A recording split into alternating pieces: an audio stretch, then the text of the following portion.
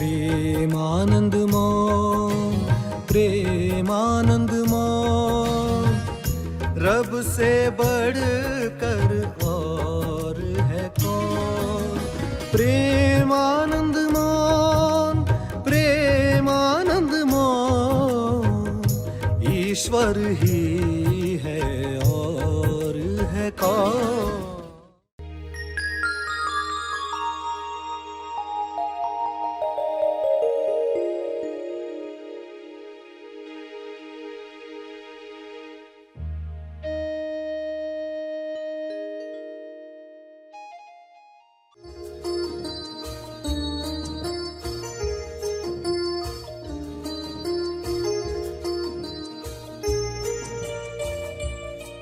Alignment से ही घटनाएं होती है। सारे विश्व में जो भी घटना हो रही है उसमें अलाइनमेंट हुई रहती है, उसके बगैर कोई घटना हो नहीं सकती। सभी को शुभेच्छा। हैप्पी थॉट्स तेज ज्ञान फाउंडेशन द्वारा आयोजित ध्यान प्रार्थना बीज बोने के लिए आप सबका स्वागत करते हैं। रोज हम सब मिलकर प्रार्थना करते हैं ताकि हम खुद भी स्वस्थ रह पाएं और जो बीमार हैं उन्हें भी हम अपनी प्रार्थना का बल पहुंचा पाएं। तो आइए ग्रहणशील रहते हैं और इस प्रार्थना का लाभ लेते हैं। सभी प्रार्थना करने के लिए आंखें बंद करके सीधे बैठें। विश्व शांति की प्रार्थना।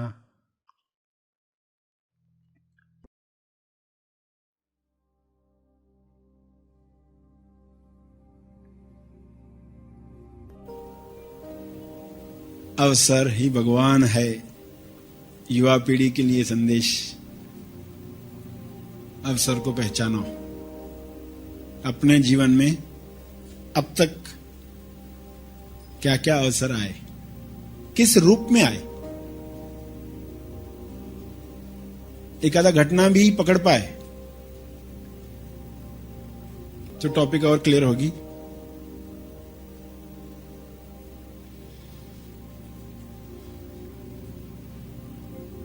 क्या भयानक रूप में आने के बाद भी अवसर पकड़ पाते हैं?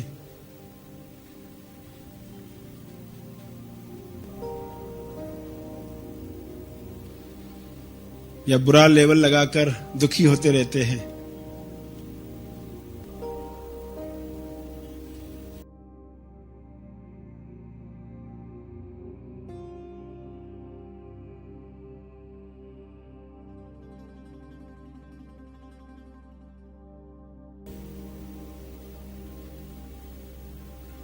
जवान वही है जिसके पास जय है, जागृति है। धनवान जिसके पास धन है, जवान जिसके पास जागृति है। तो युवा पीढ़ी खुद से पूछे, क्या हमारे पास जय है, जागृति है? तो आप जवान हो वरना बूढ़े, चाहे उम्र क्या भी हो शरीर की। होश है, ह्यूमर यानी हास्य,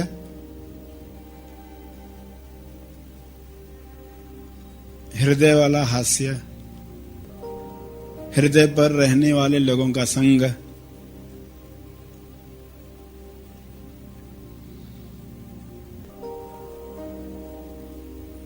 अवसर देखो, गुण देखो। जिन चेहरों से घिन भी आती है उनमें भी गुण हैं। जो चेहरे फिल्म स्टार जैसे नहीं लगते उनमें भी गुण हैं।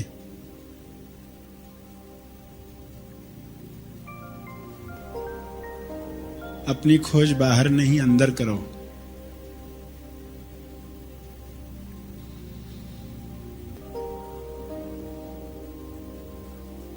किसी और की नकल आवश्यक नहीं है। आपके जीवन का अर्थ है, मिशन अर्थ है। गलत अर्थ मत निकालो। लोगों को देखा देखी गलत अर्थ मत निकालो।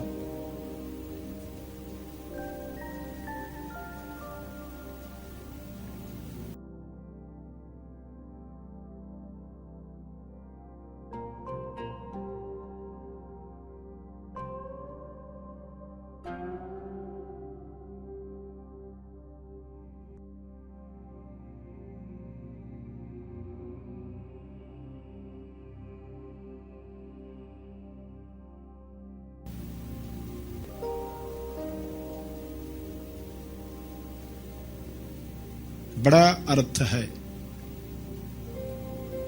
अवसर है। अवसर को पकड़ा तो अर्थ मिल जाएगा, उसके बाद जीवन खूबसूरत है।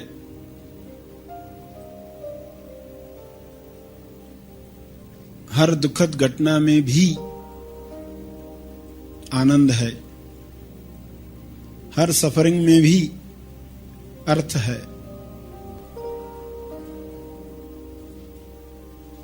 कुछ करने योग्य है, पृथ्वी में रहने योग्य कारण है।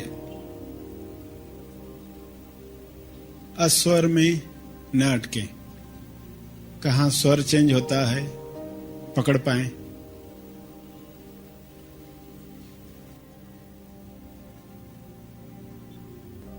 उसमें देखें अवसर, अस्वर और असल का खेल कैसे चल रहा था।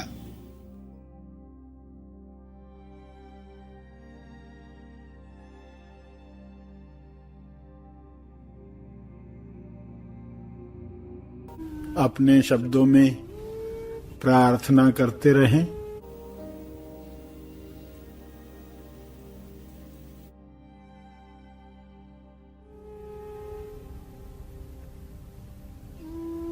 तर्पण करें।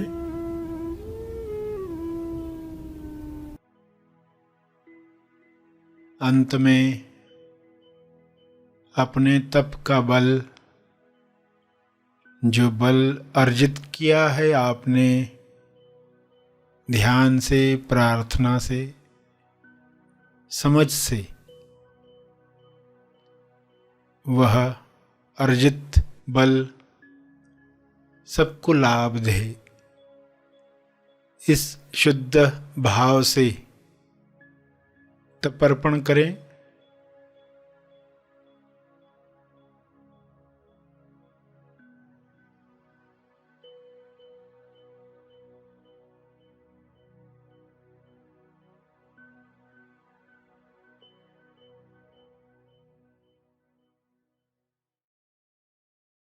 सभी धीरे धीरे आंखें खोलें। आइए सब ग्रहणशील होते हैं एक चेतना संदेश सुनने के लिए।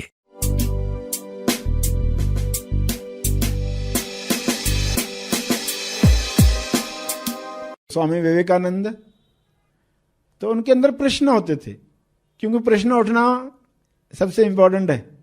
आज के युवाओं में जब उन्होंने रामायण सुनी, जब उन्होंने हनुमान के बारे में सुना, और आप जानते हैं कि कथाओं में कैसे आता है कि हनुमान अमर हैं, वो जिंदा है, तो उनके अंदर सवाल क्या आया, अगर हनुमान जिंदा है तो उनसे मिलना चाहिए, क्यों नहीं मिल सकते। तो बात जैसे आती है कि जहां राम कथा होती है वहां हनुमान आते हैं, तो पूछते लोगों से राम कथा हो उधर आने वाले हैं क्या हनुमान, कि मुझे मिलना है। वो छोटे हैं मगर सवाल कैसा है।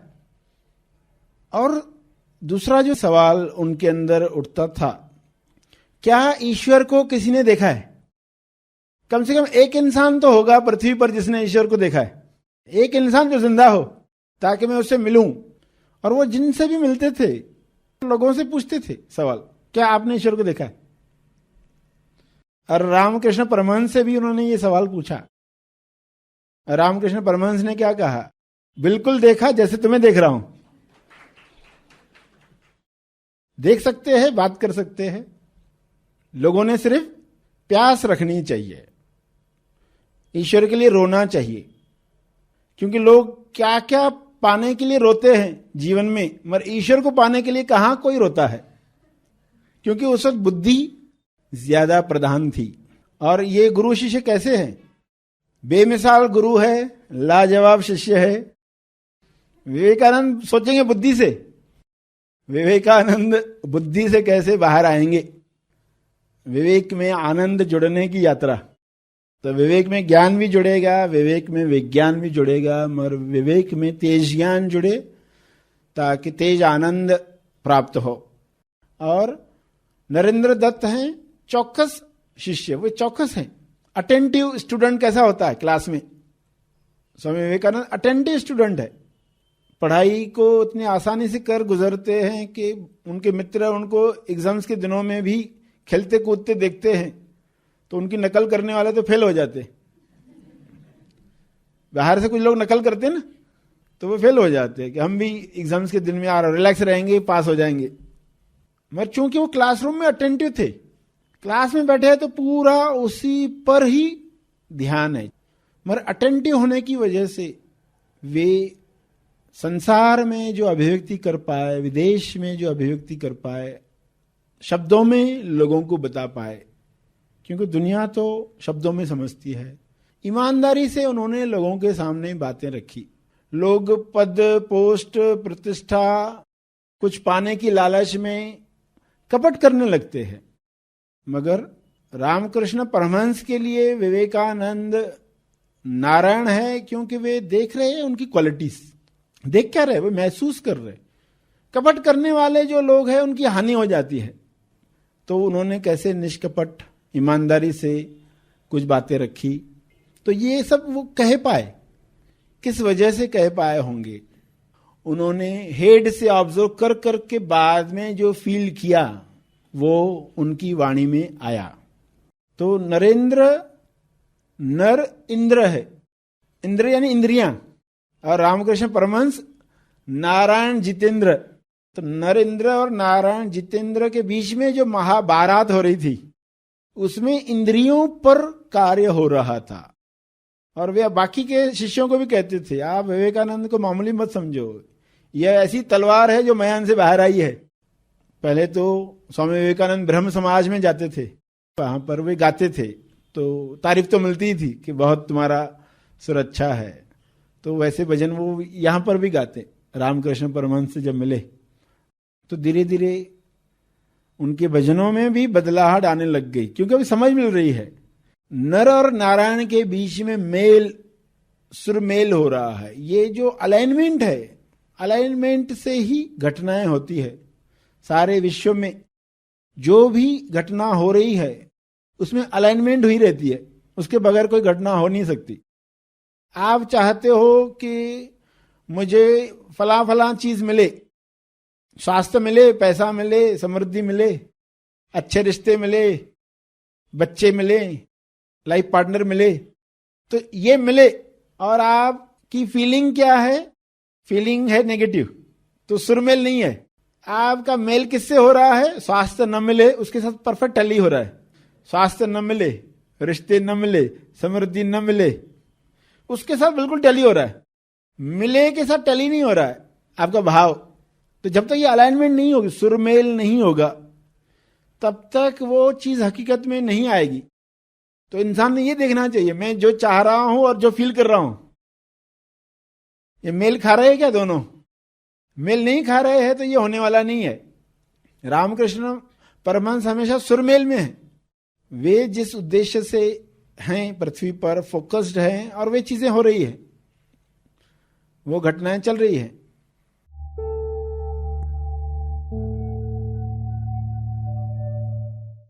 प्रार्थना और मार्गदर्शन का सभी ने लाभ लिया। आइए यहीं पर समाप्त करते हैं, कल फिर मिलेंगे, तब तक के लिए धन्यवाद। तेज ज्ञान फाउंडेशन के प्रकाश में सर श्री की शिक्षाओं पर आधारित सनातन अनुभव ध्यान शिविर, नव जीवन की शुरुआत। इस शिविर में अवश्य अपना रजिस्ट्रेशन करें।